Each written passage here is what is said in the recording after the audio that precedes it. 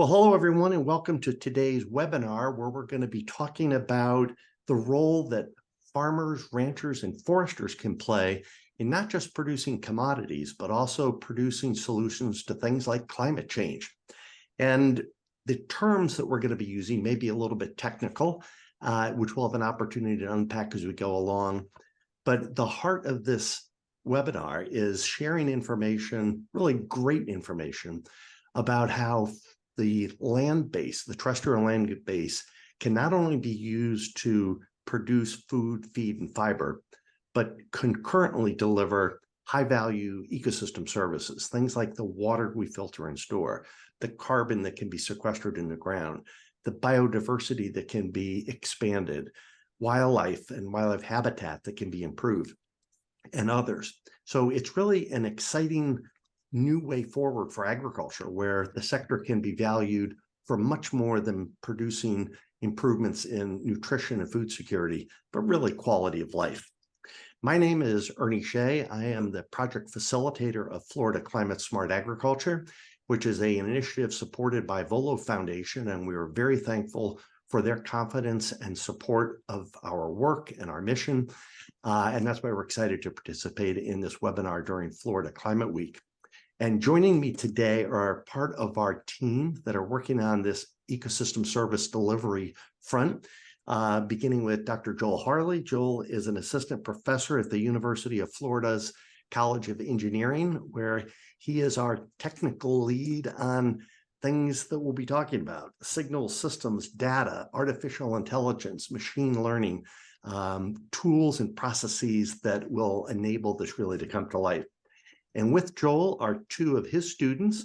We have Jack Upchurch and Austin Simons, who have been working with our farmer, rancher, forest landowners in the field, getting dirt under their fingernails, really walking the ground and exploring how we can be helping them be more successful in the 21st century. So this is an exciting time. And it may be a little bit technical at the beginning, but we hope that as we go along, we can unpack this in a way that you can get your head around this really exciting new opportunity that is right in our doorstep. And what's really exciting for us is the fact that Florida is leading the nation in this. There is no doubt that the technical capacities within the College of Agriculture and Life Sciences, coupled with those in the College of Engineering, are a wonderful combination to backstop very forward-looking farmers, ranchers, and foresters that are charting the next frontier for Florida agriculture. So that's the quick setup. And now I think I'm going to turn it over to you, Joel, just to set the stage a little bit on the technical side. Why would the College of Engineering get involved with an agricultural initiative? Tell us a little bit about artificial intelligence and machine learning and everything else that we're doing. Sure. Thank you very much, Ernie. And thank you for inviting us to give this talk here. As Ernie said, I am Joel Harley. I'm a professor in the Herbert Wertheim College of Engineering, specifically in the electrical and computer engineering department here at the University of Florida. And so we've been conducting research this past year on trying to place value and quantify our ecosystem services. So as a quick summary of that, so I think most people would agree that ecosystems are important. They're important for a lot of particular reasons. One is agriculture, which is a lot of the stakeholders that we focus on. But I think it's easy to say that the ecosystem has a lot to do with water and the water quality that we have, the water that we drink, the tourism, especially for Florida, right? Tourism is a major part of Florida, and coming down here to see the wonderful nature that we have in Florida is a big part of it. And just our general health. A more healthy ecosystem means healthier people, better for everyone. So there's a lot of importance placed on our general ecosystem. And one of the questions that we have is how do we value these ecosystems or the services that these ecosystems provide: the water, the soil for the agriculture, the carbon sequestration. There's a lot of different services that our ecosystems provide, and a healthy ecosystem provides more services, better services. And in many cases, these are undervalued, largely because we don't know how to value them. So one question is, how do we value these ecosystem services? But to do that, we need to know what ecosystem services we have. So before we can even place value on them, we need to be able to identify the ecosystem services, where they are located, how much there is at any given location, and then we can do something about that. Of course, that is extremely complicated. If you just look at a map of the state of Florida and look at any given region, and I tell you, okay, what areas of that map contribute to improving water quality? Most people would probably have no idea. So how do you determine where are the places that provide services to the ecosystem that improves our ecosystem overall? It is extremely complicated. So the goal, why I am involved from the College of Engineering, is in order to develop artificial intelligence algorithms to help us solve this very, very complicated problem. So we really go towards 3 different aims in order to achieve this. So we had a relatively large group, of which John and Austin were part of. And in these, we had 3 aims. Our first aim was need finding, talking with a lot of producers in the state of Florida and land managers and people who actually spend a lot of time on the land. We are engineers, or at least an engineering team. And so knowing what is valuable to the people of the state of Florida helps us figure out what are the best things we should be looking into. The second aim we had was to get data. So we're interested in artificial intelligence. The general idea of artificial intelligence is we gather lots and lots of data. We put this into an algorithm. The algorithm, basically a computer program, a set of computer code, learns what this data is trying to tell us. So if there is a lot of benefits to this particular land, it says, oh, this kind of land is going to be extremely helpful to us. I'm going to remember that. So to do that, we need to get lots of data so that we can inform our algorithms. And we got data in a number of ways. We collected data ourselves, going out into the field and measuring it, where we focused mostly on biodiversity. Can we measure the biodiversity of the land? But we ourselves cannot do it all. We need to get data from many, many places. So there are crowdsourced data sets that we've gotten a hold of. We've done a lot of outreach to land managers who have data of their own that we've been able to take with conditions in some cases. And we've been able to accumulate these and put them all in one place to build our data set to train these artificial intelligence algorithms. And then finally, there is the need to build these artificial intelligence algorithms. Once you have the data, how do you work with it? And that is still a challenge. There will never be enough data. Is a very common challenge, especially when we're talking about the measuring anything across the entire world. There will not be enough data to tell us what we need. So we need to be intelligent with how we build these algorithms. We need to incorporate knowledge about how ecology works. We need to incorporate knowledge about the regions and other aspects of how we quantify ecosystem services, our natural assets, understanding the world. So building these algorithms has been the third main thrust of this. And I think we've succeeded in all 3. And I think I'm going to turn it over to Jack to tell a little bit more about what we've done thus far, giving details about the 3 aims that I've just described. Hello, everyone. I'm Jack. My real name is John, but I go by Jack because I have a lot of Johns in my family. So anyways, Austin and I are just one part of the team. There are multiple team members that couldn't be here today, but I just wanted to take some time to give them a shout out. Here they are in the picture in the center. We also have several other supporting faculty members, both from the College of Engineering and from the from IFAS, from our agricultural departments. So as Dr. Harley mentioned, it is a very monumental task to measure ecosystem services. Like, where are we even going to see an ecosystem service from a satellite image? The relationships are very intricate and they're very complex for us to even comprehend when we're staring at them, let alone staring at them from space. So there are 2 different ways that we use artificial intelligence, and I think that Austin would probably be best to explain this. Yeah, so kind of going back to Dr. Harley introduced this really well, but we really had to be conscious in kind of the methods that we went through, right? So kind of giving a little bit of a high level overview of kind of how our last year kind of went. We put together our team of 12 people, and we had half from the agricultural side of things, and we had half from the engineering side of things. And what we really kind of struggled to do in the beginning was figure out a systematic way where we could actually collect data to be able to create some sort of model. And model here can be, machine learning, artificial intelligence, some sort of mathematical equation that can, assign a value to some set of land, right? So initially our goal was to kind of take pictures using drone imagery and tie that with different, frequency levels and stuff like that to be able to kind of measure the land, right? Because those that are in agricultural sciences and stuff know that collecting data can be really, really time consuming and difficult, right? So when you actually look at a lot of the existing data sets and stuff like that are out there publicly, they're usually done over the span of like 10, 20, 30 years. And going back to what Dr. Harley said in the beginning, things change really quickly. And so you can never really have enough data. So that kind of led us to, this conscious effort where we looked at the two side of things, right? So we can try and go the data route, which is we do a lot of ground sampling. We go out and collect different quadrats and different things that tell us. And our first prototype was to measure biodiversity with the kind of the idea that if an area has a high level of biodiversity, then it has a high agricultural functional output or, high ecosystem service.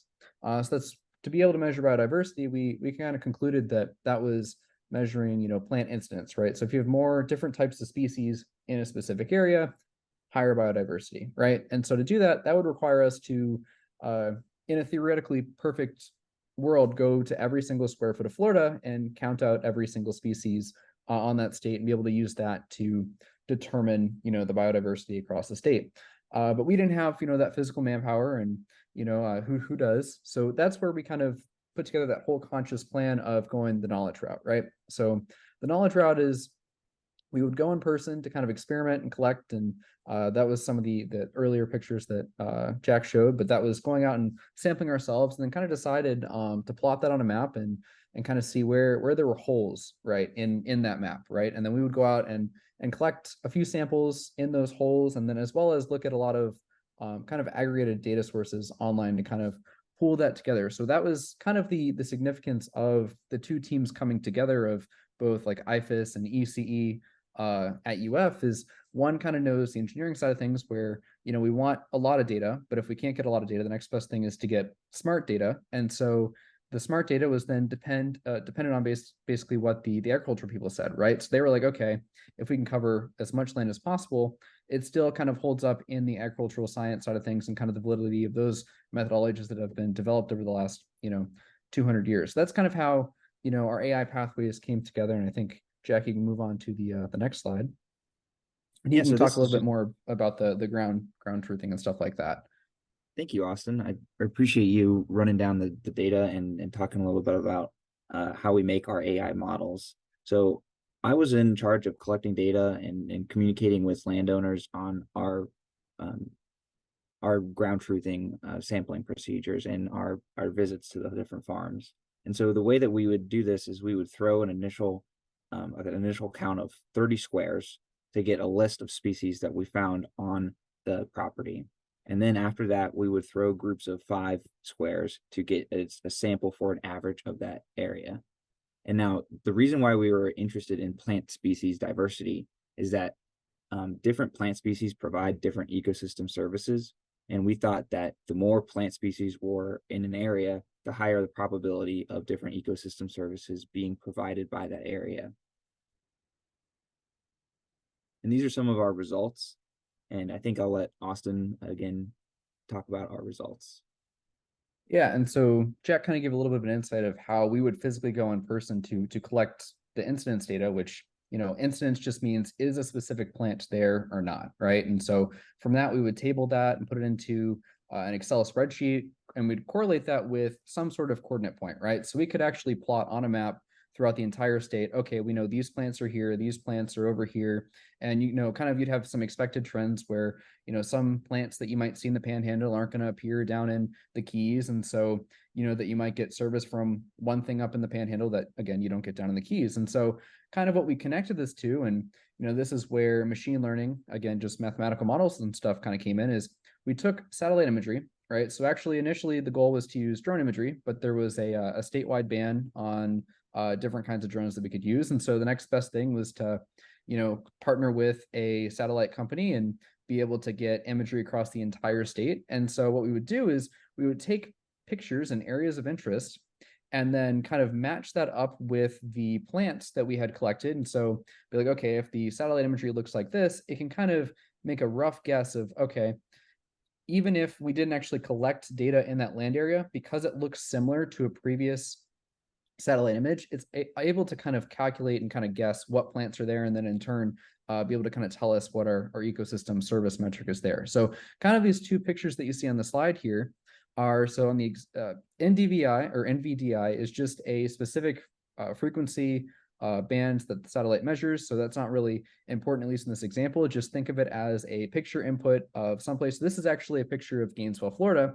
And so the picture on the right is what we put into the model, right? So this is, you can see where those squares where the university are. So that's where the University of Florida is. And then downtown is kind of more where some of the more urban developments and stuff are. So that's kind of why that's significantly marked there. But if you look on the left, through machine learning, we're able to kind of create these kind of clustered and patches and stuff that it's kind of trying to predict the ecosystem service output.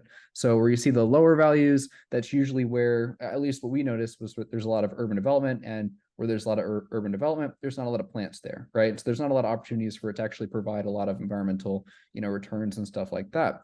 Whereas where you see the higher values, it's a lot of agricultural stuff, because Gainesville is really, really close to a lot of, agricultural, mecca in Florida. And so that's kind of where we would see those lighter zones. And so I think on the next slide, yeah, this is actually a map that Dr. Harley kind of drew out, overview, kind of how we actually explain our results a little bit more, right? So if we kind of look at the elevated regions where they're really dark, that's more specifically University of Florida. And so again, more urban development, less return from our land. Whereas if you look kind of where you see some of the lighter zones, one of the things we noticed was that it kind of lines directly up to the Hogtown Creek, right? So that's where there's more water, kind of, a little bit of early education, that if there's water, plants grow. If plants grow, the environment's kind of blossoming and stuff right there. So that's kind of just the general gist of kind of some of the findings that we found. And that's also kind of why some of our next directions in terms of our research for ecosystem services is to move beyond just plant incidence data, or what species are located across the state, and to actually get into water quality and stuff like that, to kind of help and, develop more and understand a little bit more about our state as a whole, especially since, Florida is entirely surrounded by water and has so many different bodies of water that that'll be a good indicator of what parts of our state are being successful and what aren't. Well, thank you for that, Austin. I appreciate you explaining those results. You did an excellent job. Okay, Jack and Austin, Joel, thanks for that initial setup. And now we're fortunate we've got about 10 minutes just to have a conversation about this. So for a non-technical person, not everybody's an engineer out there, this must be a lot to absorb, that we now have tools and processes and approaches that can be deployed to quantify things that we didn't even know existed for a long, long time. And what's so exciting for the Florida Climate Smart Agriculture Project is that we now have an opportunity for these farmer, rancher, forest landowner stewards of the land to be valued and rewarded for everything that they produce. So the water that you've been talking about, the carbon that they can sequester, the biodiversity that they enhance, all these deliver quality of life benefits that help Florida be a unique place to live and an enjoyable place to live. So we're dealing with land managers who are pretty savvy, who use a lot of sophisticated equipment to produce commodities, but many of them, probably this is a new frontier for them. So you're out there gathering data on their properties. I'd like both of you to talk a little about that experience where you were teamed up with a farmer or a rancher or a forest landowner, and they became somewhat of a mentor, and you a mentor to them. What was that like, having a conversation with them about this new business model and your ability to potentially quantify? Were they skeptical? Were they excited? Were they confused? What was that like when you had some of those initial meetings where a college kid shows up on a piece of ground that's been farmed for 200 years and you're here with a new opportunity? Let's talk about that a little bit. Austin, why don't you go first with your experience and insights there?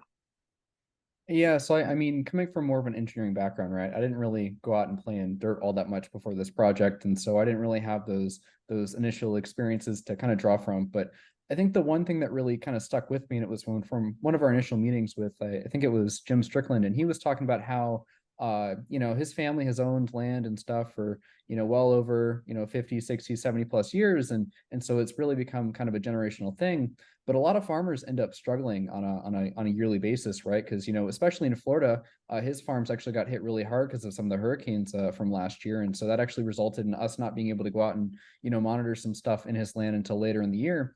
But when you get hit by storms and stuff like that, that can completely disrupt your livelihood as an agricultural producer.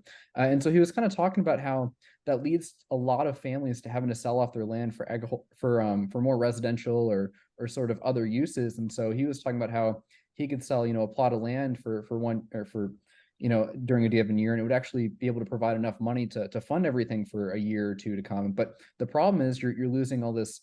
Not only is it resource producing land where they can farm and kind of raise cattle and stuff like that on it, but it's generational, it's family, it's sentimental. And so they want to really avoid those situations. And so that kind of really kind of showed the emphasis on why this is important, at least to the stakeholders, the farmers and stuff like that, is because they're looking for alternative methods to be able to kind of compensate, or at least hold the gap when maybe a specific year they're not able to achieve the results they're looking for, because you can't really control nature in a lot of situations. But at least that was probably my biggest takeaway, was how impactful a lot of these models and stuff are going to be. And then second to that, I would say just the difficulty in being able to collect data that actually is valuable and stuff like that. So Jack helped devise the initial early plans where we'd go out and throw as you saw, they were PVC pipe squares, and we'd count the number of flowers, the number of stuff in those squares. But on a scale the size of Florida, how do we make that one single data point actually matter and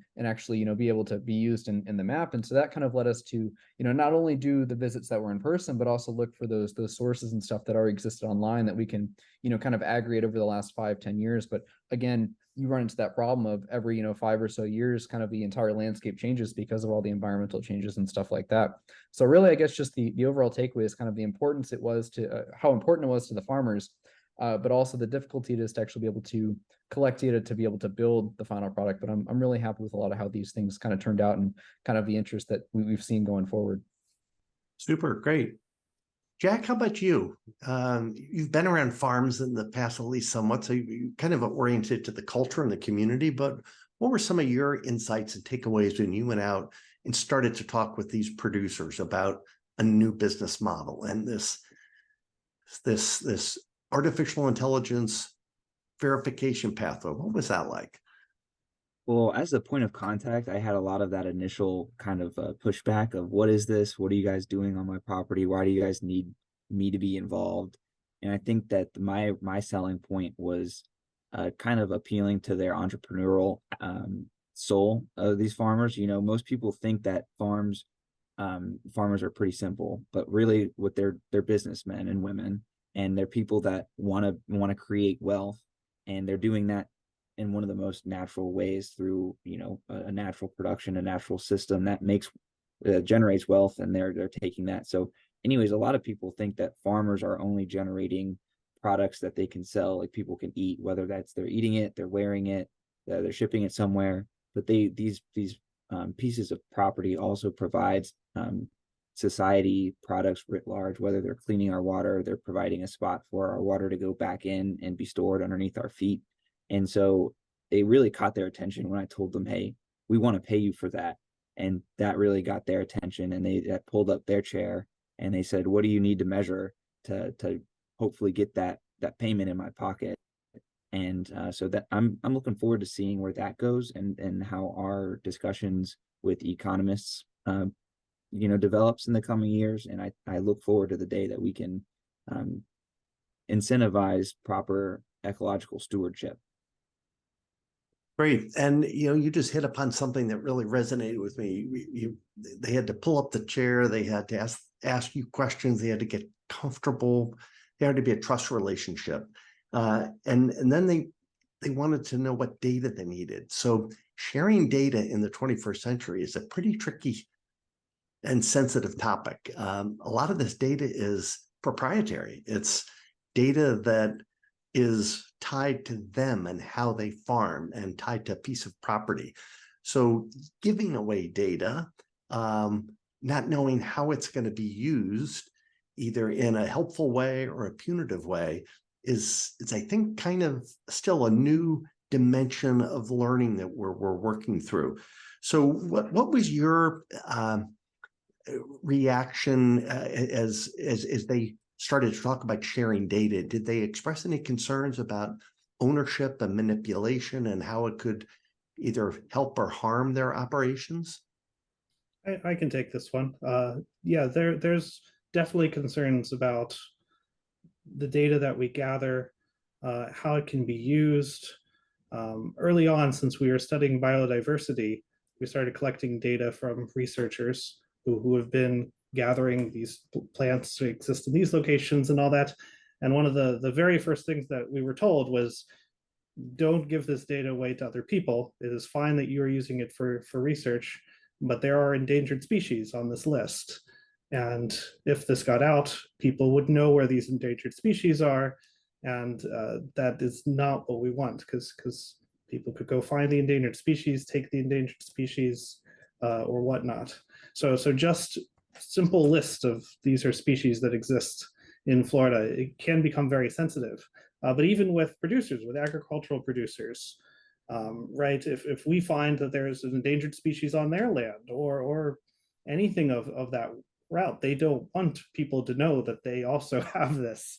They don't want people to know that this is what they have. So there's a lot of infrastructure that needs to be put in place for protecting this data. And the university, especially a university such as University of Florida, whose mission it is to work with these agricultural producers and be the land-grant university of the state of Florida, we can serve as a good in-between, where we can be trusted to preserve the data and to make sure that it stays private and safe. We have all the mechanisms for that, but be able to then, translate that data into something that can be useful for policymakers, for the producers themselves, for other people, one that preserves the privacy of that particular data. So this is Florida Climate Week, and what we're working towards is expanding the awareness and understanding of how productive, sustainably managed farms and ranchers and forests are actually a preferred land use. Because if you have a healthy terrestrial landscape that is functioning in the way of delivering ecosystem services, including soil carbon sequestration, that is a very valuable contribution towards the fight against these changing climatic conditions. And you've been focusing first on biodiversity, and all of these are stackable, and all of them will enable a farming operation to be valued and ultimately be more productive going forward. But in the 2 minutes we have left, where does the carbon piece come in terms of your research and your testing? Is soil carbon sequestration and carbon measurement going to be a part of the next stage of Florida Climate Smart Ag's ecosystem service work? Joel, maybe that one's for you. Yeah, I can answer that. So yes, the answer is yes. We have a definite interest in general, the nutrients in the land, in the soil. Carbon is a big one of those, and studying how carbon sequestration happens over a long period of time. We're working with people in IFAS who are specialized in obtaining carbon measurements from soil And we have an objective to try to get carbon samples all across the state of Florida and look at how these are varying over time. And again, this is a complex topic, but we think we can learn a lot from applying artificial intelligence to this data that we collect and correlating it with the information that we currently have about the land all across Florida. Well, the vision of Florida climate smart agriculture is big, but it's really also transformational, because we're talking about a way to reward producers, not just for commodity production, but for all they do. And ultimately, for this to scale, we're going to have a market mechanism. So what we're envisioning is we can actually come up with a fair and balanced program, market, if you will, where buyers of these ecosystem services can approach farmers and ranchers and forest landowners, and they can be compensated in the marketplace for these deliverables. So we have a long way to go to get this set up, but we're certainly well along the way in quantifying, measuring, and verifying. And that's why your work is so important, because if the market doesn't have confidence that the outcomes, the outputs are really there, the market won't work. So that's why we've started this whole ecosystem services project with an emphasis on quantification. And we are so thankful that our partners at IFAS and the College of Engineering and you students have stepped up and been putting a lot of hard work and deep thinking into this, and it's exciting. So thank you so much on behalf of Volo Foundation for their support of this work. On behalf of the entire Florida Climate Smart Agriculture leadership team, we're impressed with your work. We thank you for your service and look forward to learning more maybe next week at the 2024 Florida Climate Week. So thank you, everyone. Bye-bye.